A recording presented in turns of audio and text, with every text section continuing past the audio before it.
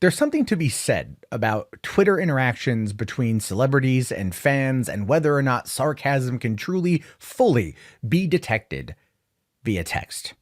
It's hard to do. Most people realize that text is emotionless and they read upon it what they will, usually to suit their own narrative because, well, it's how we process things, right? I think we all can agree on that one. So when it comes to Mark Hamill, when it comes to his Twitter feed, if you follow him at all, you know that he is deeply, deeply sarcastic and oftentimes fires off quips and responses to people that are funny and lighthearted. And everything he says on there is generally meant to be taken as lighthearted, even when it's more of a political post. But what we're seeing now is this narrative of Mark Hamill going out and telling people not to go see The Rise of Skywalker. Don't watch it. Don't do it. Don't watch it. Don't invade.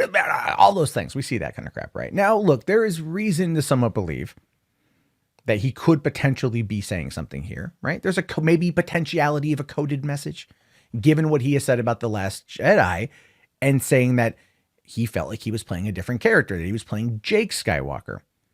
And I think that in that situation a couple years ago, he was right. But we're at the end now. We're in the end game, and he knows what's riding on this. Not only is it going to be the movie, it's also the end of the Skywalker saga, and to some extent, the end of his legacy within the franchise. Now, like what you or say what you will about Disney Star Wars, good, bad, or other, it's still the end of the Skywalker saga. And no matter how much chest bumping or screaming to the heavens to say, this isn't my Star Wars, it's not the case anymore. When a company drops $4 billion on something, they own it and they dictate its future.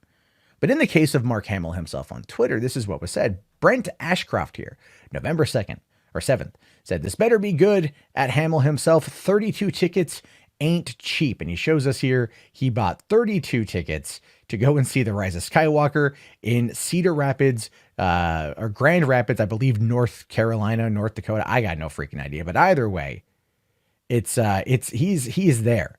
He bought a lot of tickets for a lot of people. And Mark Hare says, or you could just wait till it comes to cable.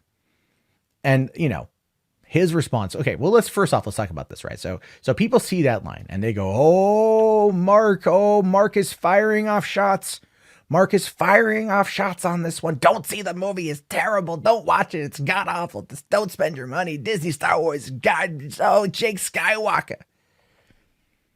But since he was replying to Brent, we should probably see what Brent says as a response, right? So Brent here says, I'm going to wait till it's released on video disc circa 1980. Remember that. And showing the RCA Select Division video disc, the good old fashioned laser disc, what a lot of us grew up wanting to have, but never being able to afford it. Now you find it at a flea market for dirt cheap. One of my better experiences watching the original Star Wars, but one of my better memories, I should say, was definitely watching on a laser disc when I was a kid. So what you have here is a situation where people are going to look at this and say, oh, is Mark Hamill, is he not liking this? Is he against it? Does he hate this? Is he just being mean spirited? Everything. Well, taking a look at the follow-up tweet where Brent has posted, we can see here that I liked it. Quantum Cat liked it. The Heckler liked it. And also Hamill himself liked it. Oh, what do you know about that? What do you know? What do you know? He liked the response to a sarcastic comment that he made. Funny. That doesn't really seem like the type of person who would be dissuading you from going and seeing a movie that you spent $15 a ticket on and you got 32 of them. It just kind of feels a bit weird, right? So again, we have to look at this through the Occam's razor lens, which is that Mark Hamill is very sarcastic on Twitter.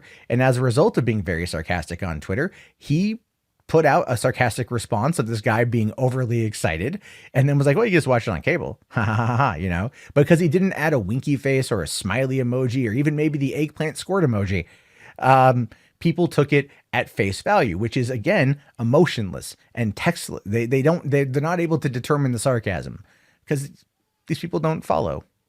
they don't follow any of that stuff. They don't follow Mark Hamill. They don't see his posts. So no, Mark Hamill is not telling this guy who spent a ton of money on 32 tickets to go see it in an IMAX on opening night to not go see it. He was sitting there and just having a little bit of fun and joking back. And when that guy responded with a Laserdisc joke, he liked it and probably laughed at it too, because that's also part of the humor of Twitter. Not everything is biting cynicism. Sometimes it's just dry sarcasm that gets misinterpreted by people who have other agendas and want to try to see something get destroyed before the rest of the world has any opportunity to see it. We call them SJWs. Whatever their political denomination is, entirely up to them, but that's generally what they are now. They're just negative Nancys. They're just naysayers. They're just the SJWs that are out there trying to destroy fun for everybody else. Anyway, those are just my thoughts on this one. You are free to agree or disagree. It's all good. I want to hear them, though. Let me know down in the comments below. If you made it this far, go ahead and type in Hamill, so I know, in the chat, and people can get confused by all the people typing Hamill in the chat.